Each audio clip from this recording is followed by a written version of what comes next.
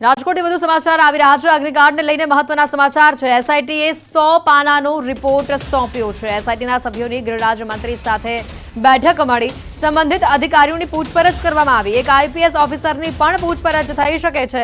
Birthday પાર્ટીમાં અધિકારી game ઝોનમાં ગયા હતા। ગેમ ઝોનમાં ગયેલા અધિકારીઓની પણ પૂછપરછ કરાઈ હોવાની માહિતી સામે આવી રહી છે।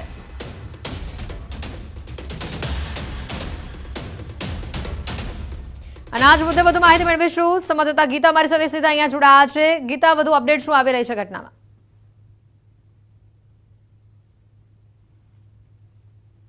આજે સીટના વડા સુભાષ ત્રિવેદીએ ગૃહ રાજ્યમંત્રીને અને ગૃહ વિભાગને 100 પાનાનો રિપોર્ટ સબમિટ કર્યો છે। ટીઆરપી મોલમાં જે આગ લાગી હતી તે મુદ્દે 100 પાનાનો રિપોર્ટ સબમિટ થયો છે, પરંતુ આ તપાસ હજુ પણ અધૂરી છે। આ તપાસ વધુ ચાલશે તેવી સ્પષ્ટતા પણ તેમણે કરી છે। તો એ જણાવ્યું છે કે પ્રાથમિક જે તપાસ થઈ છે 25 દિવસ દરમિયાન, તેમાં ટાઉન પ્લાનિંગ ડિપાર્ટમેન્ટ, ફાયર વિભાગ, લાયસન્સ બ્રાન્ચ, આરએનબી વિભાગનો રોલ સામે આવ્યો છે। આ સિવાય તેઓ 4 આઈએએસ ઓફિસર અને 1 આઈપીએસ ઓફિસરની પણ પૂછપરછ કરી છે। ખાસ કરીને જે ફોટો વાયરલ થયો હતો શરૂઆતના સમયમાં, તે ફોટામાં જેટલા પણ ઓફિસરો સામેલ હતા તે તમામને બોલાવ્યા છે, તેઓની પૂછપરછ કરી છે। તેઓ જણાવ્યું હતું કે એક બર્થડે પાર્ટીમાં ભાગ લેવા માટે ઓફિસરો ગયા હતા, તેઓ પૂછપરછ દરમિયાન સામે આવ્યું છે। કયા કયા ઓફિસરોની પૂછપરછ કરી તે નામ લેવાનું તેઓએ ટાળ્યું હતું। તેઓ કહ્યું હતું કે આ તપાસ હજુ પણ પૂરી નથી થઈ। આ તપાસ હજુ પણ વધુ દિવસ ચાલશે, જો કે એની ચોક્કસ સમય મર્યાદા તેઓએ નથી કહી। તેઓએ જણાવ્યું છે કે 25 દિવસમાં જેટલું થાય તેટલું તેઓએ તપાસ કરી છે અને બાકીની તપાસ હજુ પણ ચાલુ રહેશે। જ્યાં સુધી ઓફિસરોની વાત છે, સિનિયર ઓફિસરોની વાત છે, તમામે તપાસમાં સહયોગ આપ્યા હોવાનું પણ તેઓએ જણાવ્યું છે, પરંતુ તપાસ પર હજુ અલ્પ વિરામ છે, પૂર્ણ વિરામ નથી તેવું તેઓએ કહ્યું છે। હું આપને જણાવવા માંગીશ કે સીટ સિવાય પણ 3 સિનિયર અધિકારીઓની એક સમિતિ જે છે તે બનાવવામાં આવી છે અને તે પણ સીટના રિપોર્ટ ઉપર હજુ આગળ તપાસ કરશે। શહેરી વિકાસ વિભાગના જે વડા છે તેના અધ્યક્ષ સ્થાને આ કમિટીની રચના કરવામાં આવી છે અને આ કમિટી હજુ પણ આ સીટના રિપોર્ટ બાદ આગળની તપાસ કરશે। જી ગીતા, આભાર માહિતી બદલ। તો એસઆઈટીએ 100 પાનાનો રિપોર્ટ હાલ સોંપ્યો છે। એસઆઈટીના સભ્યોની ગૃહ રાજ્યમંત્રી સાથેની બેઠક અને આ બેઠક બાદ વધુ અધિકારીઓની પૂછપરછ પણ કરવામાં આવશે। આગળ જોઈએ તો ફિલ્મ મહારાજ અંગે થોડીક જ વારમાં ચુકાદો આવી શકે છે। ગુજરાત હાઈકોર્ટ ચુકાદો સંભળાવી શકે છે। કોર્ટમાં થયેલી અરજી પર તમામ પક્ષોની દલીલો પૂર્ણ થઈ છે। બોલિવૂડ એક્ટર આમિર ખાનના પુત્ર જુનૈદ ખાનની મહારાજ ફિલ્મ સામે કોર્ટે અગાઉ વચગાળાનો સ્ટે આપ્યો હતો। ફિલ્મમાં ધાર્મિક લાગણીને ઠેસ પહોંચી હોવાની રજૂઆતની સાથે કોર્ટમાં અરજી થઈ છે। આ ફિલ્મ સામે વૈષ્ણવ સંપ્રદાયના અનુયાયીઓનો પણ વિરોધ સામે આવ્યો છે।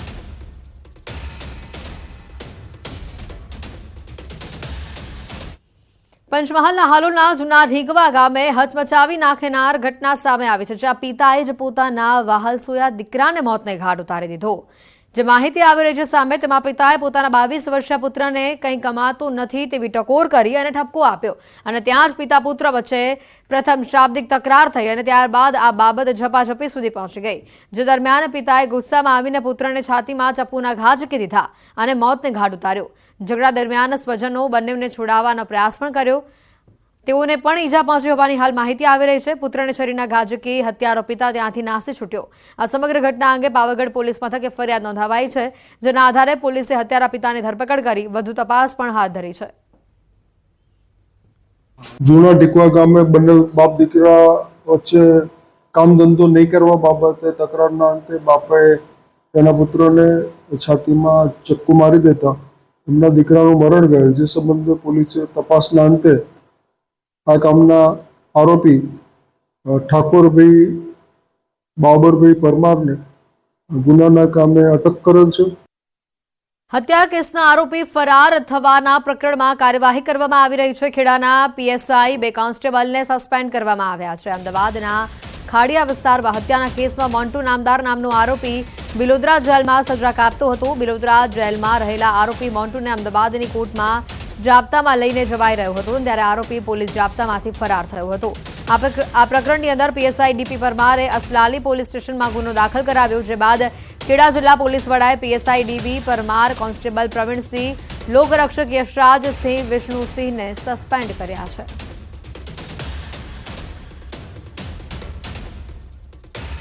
સમાચારોમાં હાલ રોકાઈશું એક બ્રેક માટે.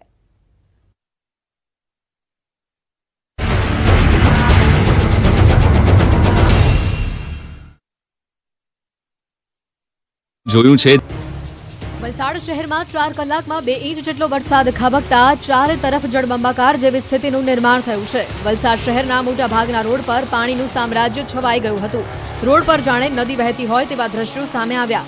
એમજી રોડ, છીપવાડા હનુમાનજી મંદિર, છીપવાડ રેલવે અંડરપાસ અને મોગરાવાડી રેલવે અંડરપાસમાં વરસાદી પાણીનો ભરાવો થયો હતો, જેને લઈને સ્થાનિક વેપારીઓ અને વાહન ચાલકોએ હાલાકી ભોગવવાનો વારો આવ્યો.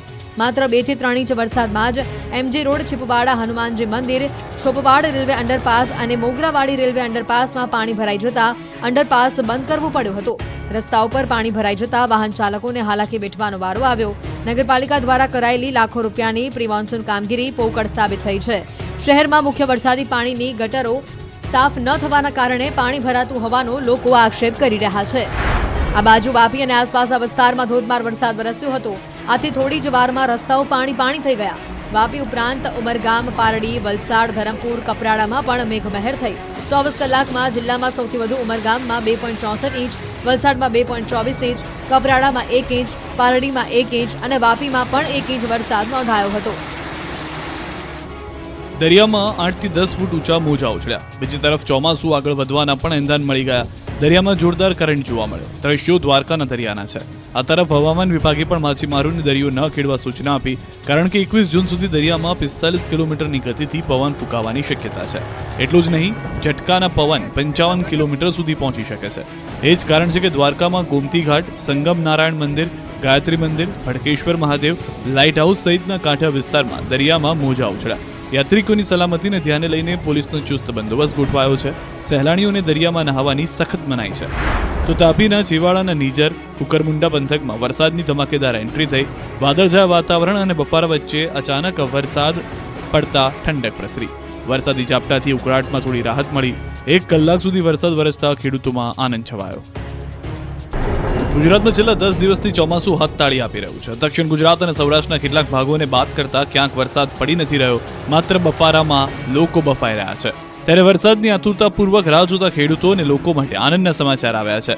હવે ચોમાસાએ આળસ કંખેરી નાખી છે. ચોમાસું આગળ વધશે અને આખા ગુજરાતમાં ગાજવીજ સાથે વરસાદ પડશે. રાજ્યમાં છૂટાછવાયા વરસાદ વચ્ચે ચોમાસાને લઈને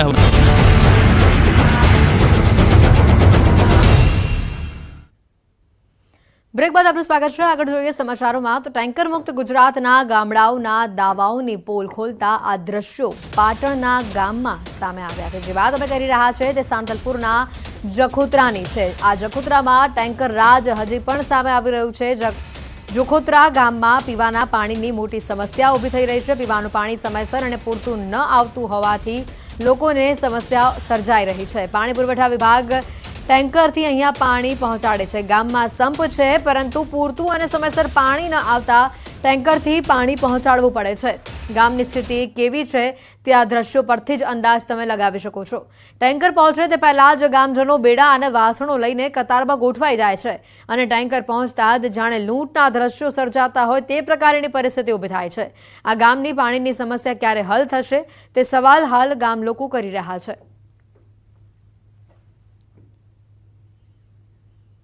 વાપીથી વધુ સમાચાર આવી રહ્યા છે. દોડતી કારમાં આગ લાગી. બગવાડા ટોલ નાકા પાસેની આ ઘટના કાર ચાલકનો ચમત્કારિક જેમાં બચાવ થયો છે. કારમાં આગ લાગવાનું કારણ હાલ અકબંધ છે.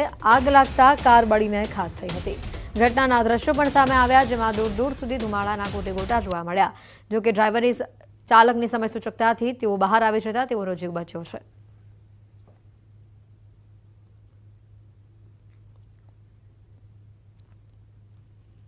સુરતના લિંબાયત ગુડાદરા બ્લાસ્ટમાં એકનું મોત થયું છે. આ બ્લાસ્ટમાં સારવારમાં 18 વર્ષીય યુવતીનું મોત થયું હોવાનું સામે આવ્યું છે.